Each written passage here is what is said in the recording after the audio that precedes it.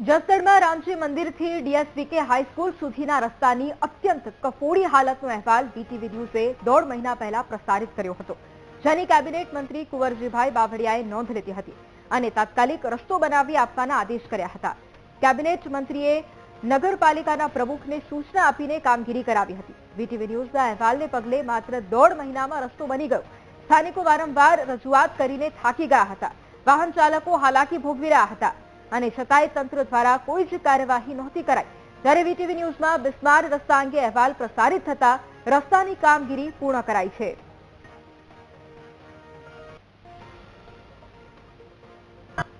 Main બજારનો જે રસ્તો મોટા રામજી મંદિરથી ડીએસવીકે હાઈસ્કૂલ સુધી બિસ્માર અને ખખડધજ હાલતમાં હતો. તેને લઈ વેપારી પરેશાન હતા અને અવારનવાર રજૂઆત કરવા છતાં પણ વેપારીની રજૂઆત છે તે કાને ધરવામાં આવતી નહોતી.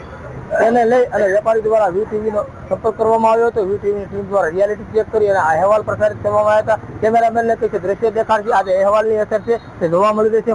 ફક્ત 1.5 મહિનામાં તંત્ર જાગ્યું અને તંત્ર દ્વારા આજે રોડ છે તેની કામગીરી હાથ ધરવામાં આવી છે. અને આજે મોટા રામજી મંદિરથી ડીએસવીકે અને ત્યાર પછી આગળ જે આકાશી મેલડીમાનું મંદિર ત્યાં સુધી આ રોડ રસ્તાની કામગીરી લંબાવવામાં આવ્યું છે. આજે વેપારી શું કહેવા માંગે છે રોડ રસ્તાને લઈ અને વેપારી સાથે આપણે વાત કરીશું. શું છે સાહેબ આપનું નામ?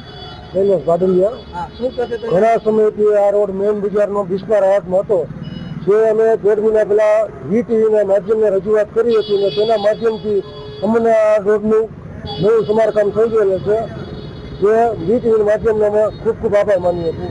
કેટલા ટાઈમથી પરેશાન હતા? ઘણી ઓછા 3 વર્ષથી અમે પરેશાન હતા. 3 વર્ષ પછી ત્યાર પછી અમે ઘણી વખત રજૂઆત કરેલી હતી, પણ વીટીવીના માધ્યમથી રજૂઆત કર્યા પછી આનો નિકાલ આવેલો છે. વીટીવીના માધ્યમને અમે પૂરેપૂરા આભારી છીએ. આપણે બીજા વેપારી સાથે વાત કરી. શું કહેશો ભાઈ રોડને લઈને? આ રસ્તો ઘણા સમયથી ખરાબ હતો. વારંવાર રજૂઆત કરવા છતાં પાલિકામાં કે કોઈ પણ જગ્યાએ અધિકારીઓ કાંઈ પણ જવાબ આપતા નહોતા, પરંતુ વીટીવીને જાણ કરવાથી એમના માધ્યમથી આ જસ વીટીવીને ફાળે જાય છે.